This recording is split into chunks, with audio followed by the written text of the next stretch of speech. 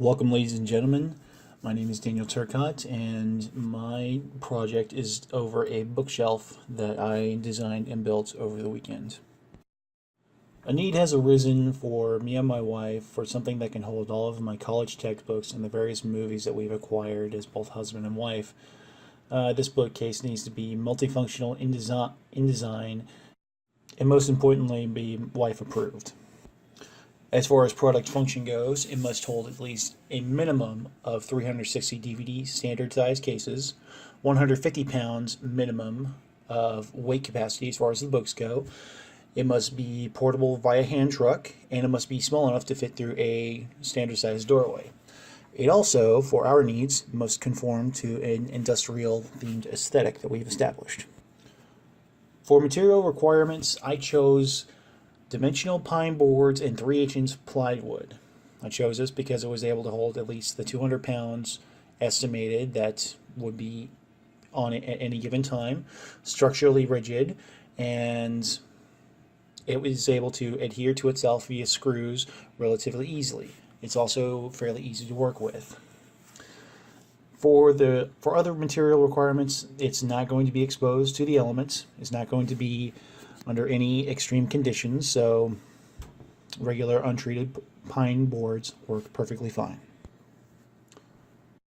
For the bill of materials, there were several dimensional boards of pine, both in 2x and 1x configurations. The 1xs were primarily used for the drawer frame itself, and the 2xs were used for the frame of the bookcase at large. The plywood sheet acted as a rigid backing for the frame of the bookcase, and also as a means to save weight, because the 2x4 boards, once you have a whole bunch of them together, tend to pile up weight pretty quickly. Standard low-cost drawer sliders, 24 inches in length, were used for the drawers. Steel pull handles were used as the drawer handles. And we decided to go with a red mahogany Minwax stain.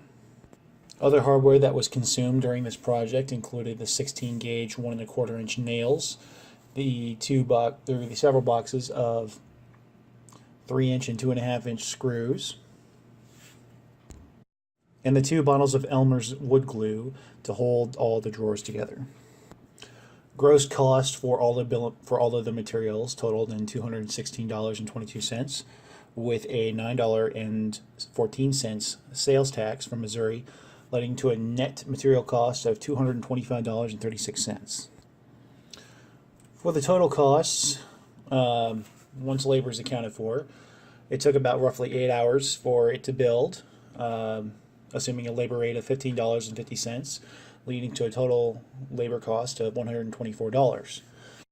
Overhead for this particular unit is low because all the materials were sourced at a Lowe's that was about 1/10 of a mile away from my apartment.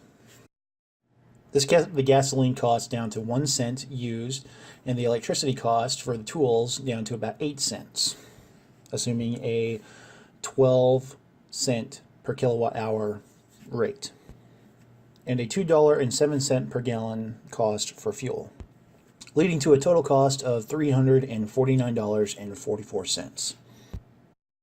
In conclusion, comparable custom bookcases can run from about $200 to $700, depending on the style. Suggested retail would be right about $400, $400 to $500.